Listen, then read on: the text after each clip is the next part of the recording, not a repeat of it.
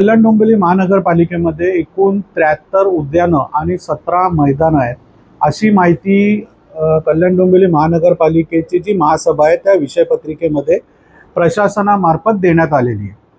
आणि आपण जर बघाल तर 17 मैदानापैकी डोंबिवलीमध्ये 7 मैदानं येतात, त्यापैकी एक नेहरू मैदान आहे।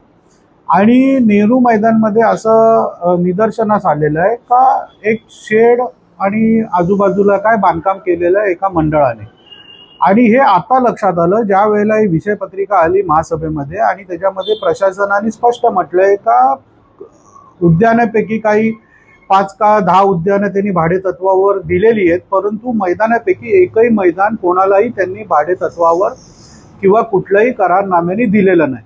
त्यावेळेला असं कळलं का ही जी इथे शेड आणि बाकीच्या गोष्टी ज्या केलेल्या आहेत त्या अनधिकृत असाव्यात, म्हणून आम्ही महानगरपालिकेच्या आयुक्तांना पत्र दिलं आहे आणि याबाबत संपूर्ण चौकशी करण्याची मागणी केलेली आहे का इथं मोठ्या प्रमाणात शेड केलेलं आहे, काय कंटेनर ठेवलेलं आहे किंवा बांधकाम केलेलं आहे।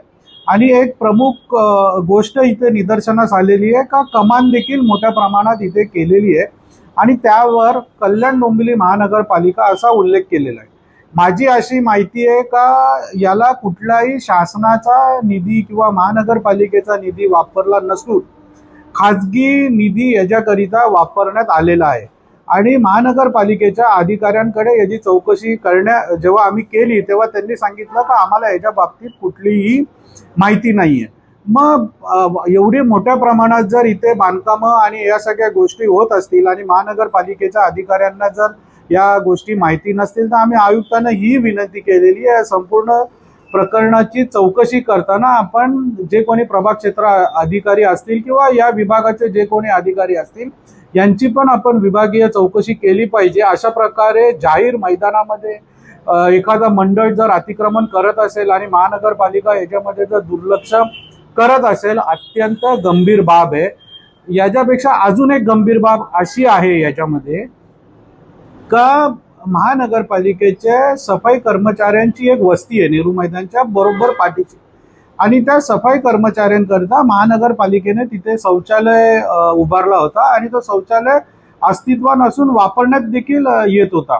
काही वर्षाआधी या मंडळाने त्या शौचालयाच्या जागी कार्यालय थाटलंय त्यांचं। म्हणजे ही तर एकदम आपण काय बोलायचं मला शब्द नाही आहेत या गोष्टीसाठी। माझी आयुक्तांना एवढीच विनंती आणि मागणी आहे का आपण या प्रकरणामध्ये तात्काळ चौकशी करून याच्यावर कारवाई करायला पाहिजे। अशा प्रकार जर मैदान हडप होत चालली तर डोंबिवली शहराचे मुलं जाणार कुठे खेळायला।